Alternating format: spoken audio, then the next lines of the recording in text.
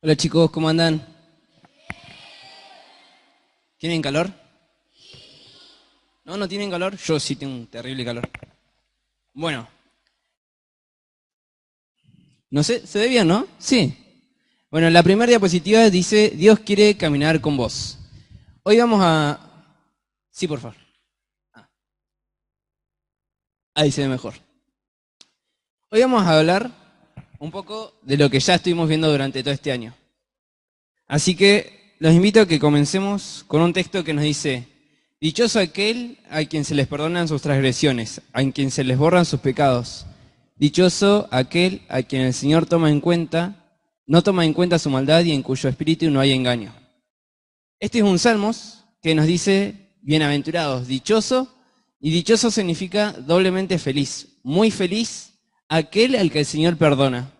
Seguramente en este año el Señor nos habló de varias maneras a cada uno, de diferentes formas, y seguramente hemos escuchado su voz en cada lección, en cada sábado, pero principalmente el Señor nos estuvo invitando a cada uno para que le recibamos en nuestros corazones.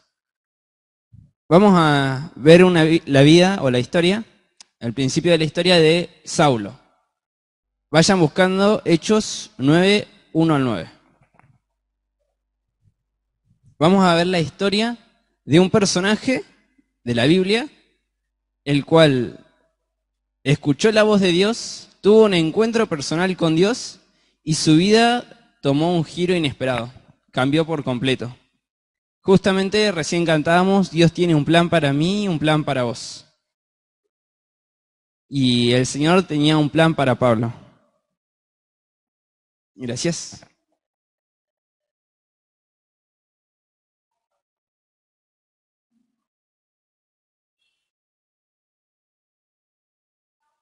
¿Ya lo encontraron?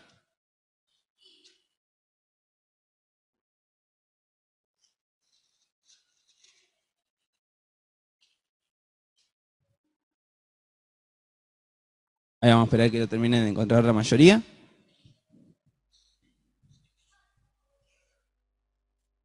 Hechos 9:1.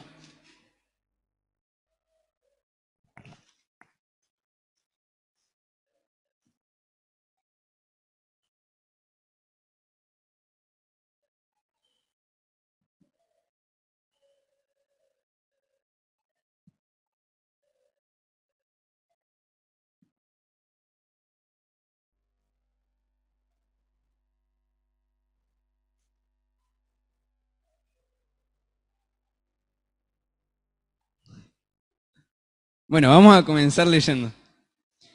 Hechos 9:1 nos dice, Saulo, respirando aún amenazas de muerte contra los discípulos del Señor, vino al sumo sacerdote y le pidió cartas para las sinagogas de Damasco a fin de que si hallase algún hombre o mujer en ese camino, lo trajese preso a Jerusalén.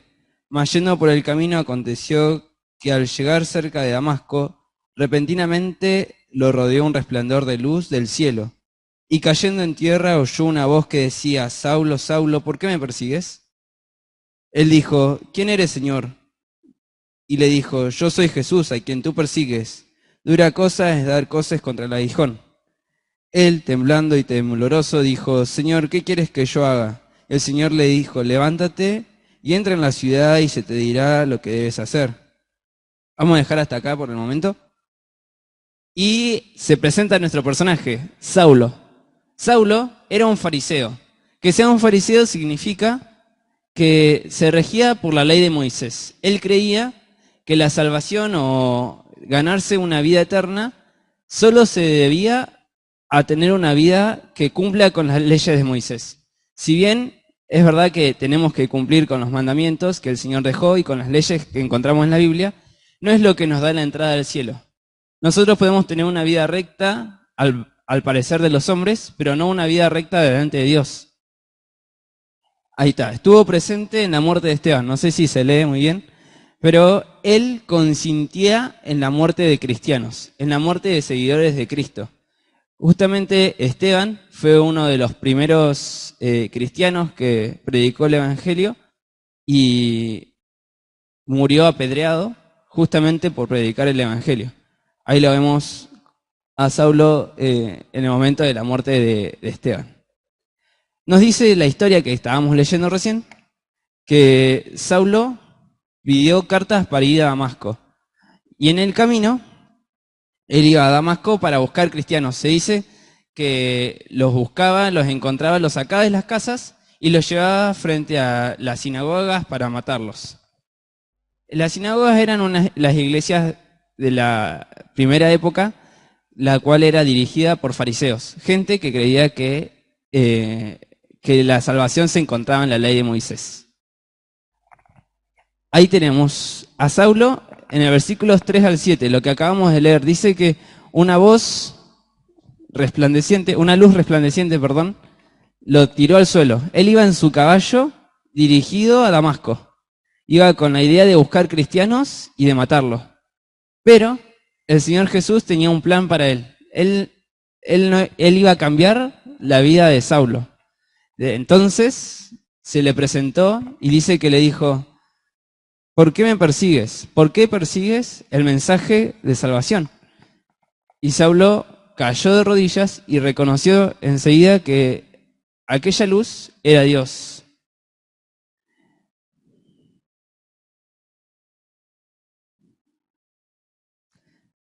Estamos bien, sí. Dios tiene el control. Ahí tenemos dos lecciones que vimos durante el año: la vida de Corrie ten Boom y los profetas menores. ¿Qué pasó en la vida de Corrie ten Boom? ¿Quién se acuerda?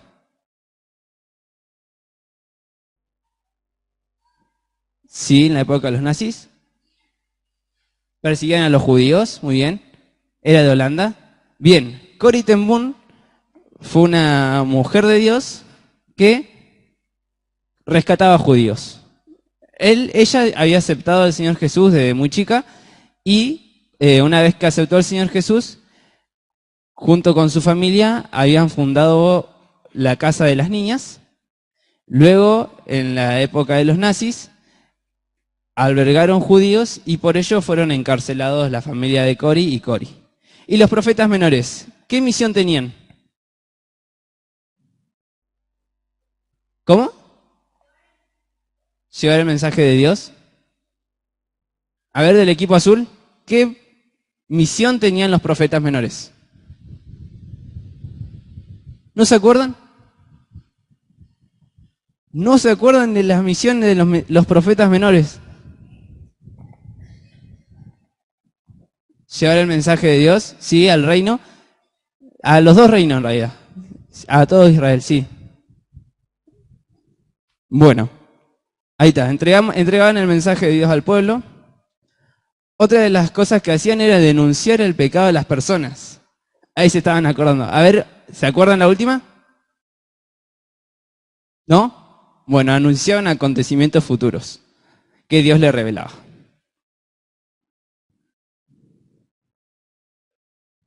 Muchas veces nosotros no vamos a tener revelaciones como la que tuvo Saulo, no se nos va a presentar el Señor Jesús a través de una luz, o no vamos a tener revelaciones como los profetas menores, pero nosotros, como hijos de Dios, tenemos una misión. Y quiero que me acompañen a Hechos 1:8. Igual el texto está escrito en la pizarra, así que está bien. Dice... Hechos 1:8 nos dice: pero recibiréis poder cuando haya venido sobre vosotros el Espíritu Santo. Y me seréis testigo en Jerusalén, en toda Judea, en Samaria y hasta lo último de la tierra. Hechos 1:8. El Señor Jesús le está hablando a sus discípulos, a los que creyeron en Él, y les dice que cuando el Espíritu Santo haya venido sobre ellos. Eso significa que cuando hayan aceptado a Jesús como su Salvador, les seréis testigos. Y serles testigo era predicar el Evangelio, predicar de las buenas nuevas de salvación. Ahí dice en Jerusalén, en Judea, en Samaria y hasta lo último de la tierra. Yo ahí le hice un pequeño esquema, no sé si se ve, sí, que dice en Jerusalén, en nuestra casa. Ellos estaban en sus casas. Podían empezar predicando el Evangelio en sus hogares, con sus familias, con sus amigos, como dice en Judea, en tu barrio. Vos podés cumplir esta misión que el Señor Jesús nos dejó a cada uno de nosotros. Y hasta lo último de la tierra. Aquellos con los que no nos llevamos bien, también hay que predicarle el Evangelio. Pablo después de tener este encuentro con Dios, cambió su vida. Tuvo un giro inesperado y en Hechos 26, 19 al 20, Pablo se presenta frente al rey Agripa y justamente nos habla de esto. Dice, por lo cual, oh rey Agripa, no fui rebelde a la visión celestial, sino que anuncié primeramente a los que estaban en Damasco, en Jerusalén y por toda la tierra de Judea, y a los gentiles que se arrepintiesen y convirtiesen. Pablo había escuchado la voz de Dios y había cambiado su forma de vivir. Pasó de seguir cristianos, de perseguir a los cristianos, a convertirse en un cristiano. Él predicaba el evangelio de salvación, predicaba del amor de Dios y predicaba del cambio que había tenido Dios en su vida.